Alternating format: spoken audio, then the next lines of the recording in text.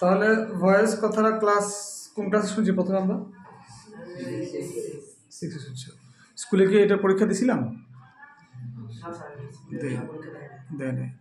Basic আকারে এখন আমাদের নিজে থেকে পড়ে নিতে হবে। ভয়েস বলতে আসলে কোনো তোমার এই ধরনের কথা নাই, আসলে অ্যাক্টিভ বাক্য, প্যাসিভ বাক্য। এখন আমি যে প্রশ্ন লিখছি এখানে কি লিখছি? He plays cricket. কি লিখছি? যার বাংলা অর্থ হচ্ছে সে ক্রিকেট খেলে।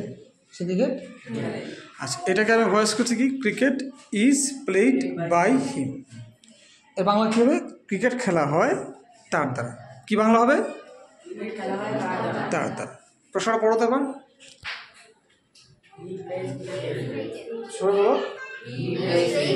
বাংলা কি? খেলে। এই কথাটাকে আসলে আমরা এভাবে বলতে পারি, তখন এটাকে বলা হয় স্যার প্যাসিভ বাক্য বলেছি। ওকে প্যাসিভ বাক্য বলতো বাক্যটা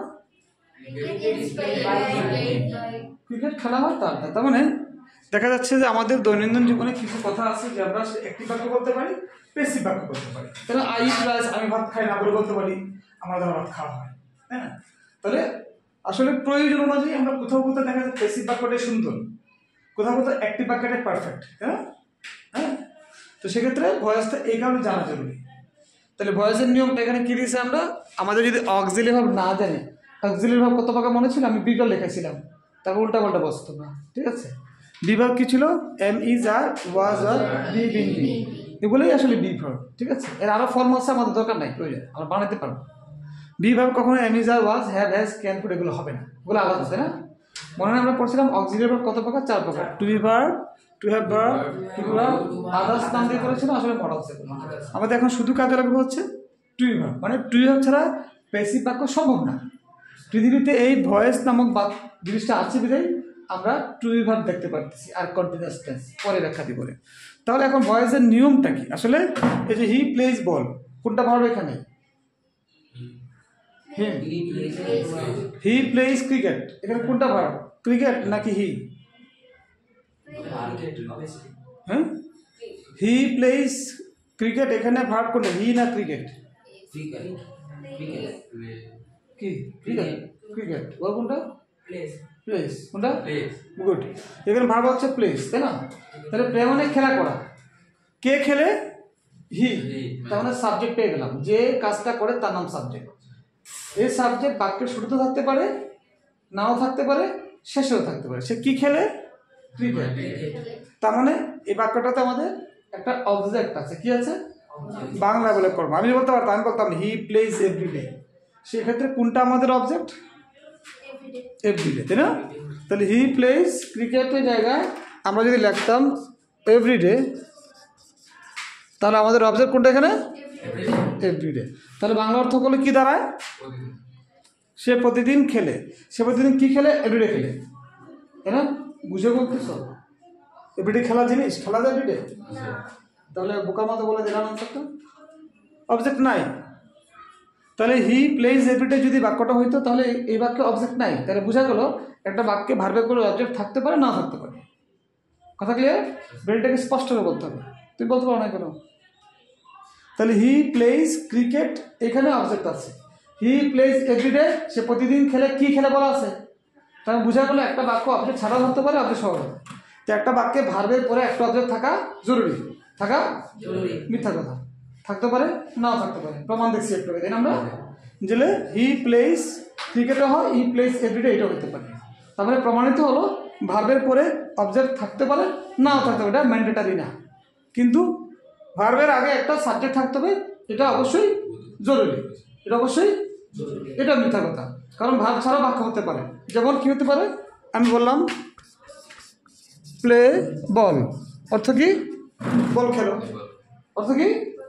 বল খেলো। তাহলে প্রমাণিত হলো সাবজেক্ট ছাড়াও বাক্য হতে পারে, তাই না? আমাদের মাথায় লক হয়ে থাকতে পারে যে বাক্য শুরু হবে সাবজেক্ট দিয়ে, তারপর নিশ্চয়ই ভাব থাকবে, আর ভাব হয়ে যা থাকে তাকে চোখ বন্ধ করে অর্থটা হতেই হবে, এবং তার প্রমাণ আমরা পেলাম। তাহলে আজকে ভুল প্রমাণিত হলো যে বাক্য শুরু হতে হবে সাবজেক্ট দিয়ে, কথার ভুল, তাই না? প্রমাণ কি হয়েছে? প্লে বয় বল খেলো, কাম হিয়ার, এখানে আসো, সারা বলে কি ইম্পারেটিভ বাক্য হয়েছে। পার্সোনাল সেন্টেন্স মনে পড়ে? হ্যাঁ। তার মানে বাক্যের ভার্বের পরে একটা অবজেক্ট থাকবে, এটা অবশ্যই জরুরি, অবশ্যই জরুরি। মিথ্যা কথা। জরুরি না। বলছি না আপনাকে এই যে হি প্লেস ক্রিকেট অবজেক্ট থাকতে পারে না থাকতে পারে, তো অবশ্যই জরুরি? অবশ্যই জরুরি না, হইতে পারে না হতে পারে, কিন্তু ভার্বের আগে সাবজেক্ট থাকতে হবে, এটা অবশ্যই জরুরি না, এটাও মিথ্যা কথা। যেমন প্লে বল, বল খেলো, কাম হিয়ার, এখানে আসো, তারপর বোঝা গেল সাবজেক্ট দিয়ে বাক্য শুরু করতে কোনো কথা নাই, এবং ভার্বের পরে একটা অবজেক্ট থাকতেই হবে এমন কোনো কথা নেই। কথা ক্লিয়ার? এই জিনিসগুলো ক্লিয়ার না হলে ভয়েসটা করতে পারবো না, কারণ ভয়েস করতে গেলে তোমরা যতটুকু শিখছো একটু একটু করছো কি, আগেরটা পরে পরেরটা আগে, মাথার মধ্যে ঢুকছে না?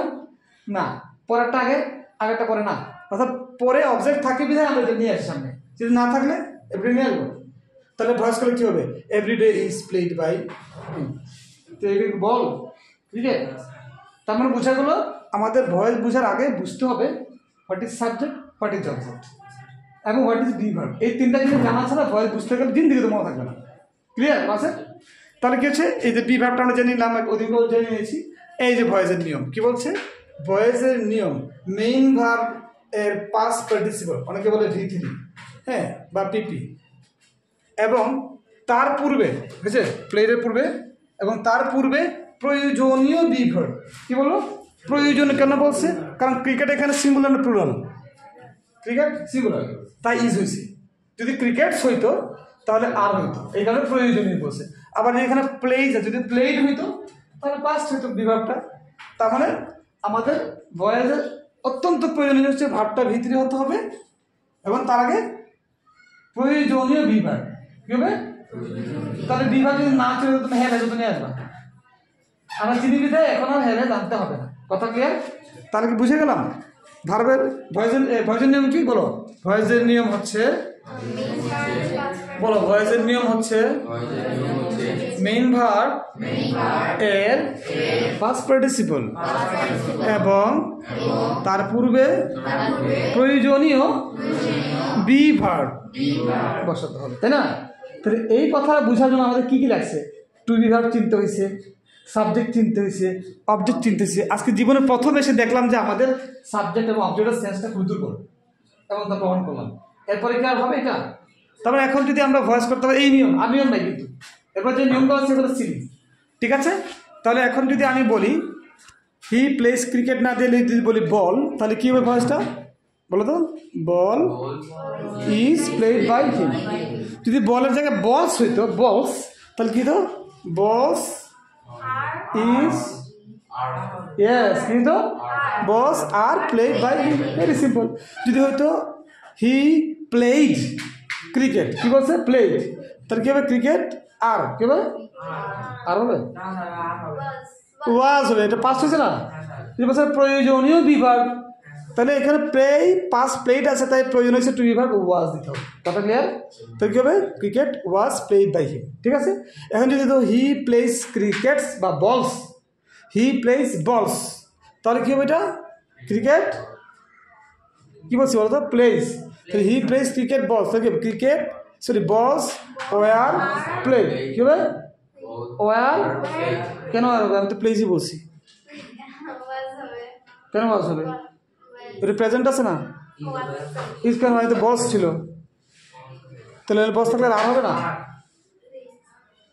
আবার বলছি হি প্লেস বলস, তাহলে ভয়েস কী হবে? বলস ইজ আর হবে, তাই না? কারণ এটা প্রেজেন্ট আছে, প্লেস আছে, তাহলে বলস আর প্লেড বাই হিম। যদি হয়তো হি প্লেড বলস, তাহলে হয়তো বলস আর প্লেড বাই হিম, ওয়াজ হবে। তো প্লেড আছে, তাই কী হবে? ওয়াজ হবে। আবার বলছি হি প্লেস বলস, তাহলে বলস ওয়াজ প্লেড বাই হিম, হয়েছে? হয় না, পুরো ডিম ওয়ার হবে, ওয়াজ তো সিঙ্গুলার, তো কী হবে? বলস ওয়ার প্লেড বাই হিম। কথা ক্লিয়ার? বুঝে না হ্যাঁ বলার, মানে না বুঝে হ্যাঁ বলার সুযোগ নেওয়ার কাছে, বুঝতে পারছো? আমরা হ্যাঁ করলে ধরা খাবে না, বুঝে হ্যাঁ বলো। আবার বলতেছি হি প্লেস বলস, তাই ভার্স কী হবে? বলস ওয়ার, বলস ওয়ার আর হবে, তো বলস ওয়ার আর প্লেড বাই হিম। কথা বুঝে বলছো? ফাইন। তাহলে আমি যদি এখন ভয়েস করতে দেই তাহলে আশা করি পারবো, তাই না?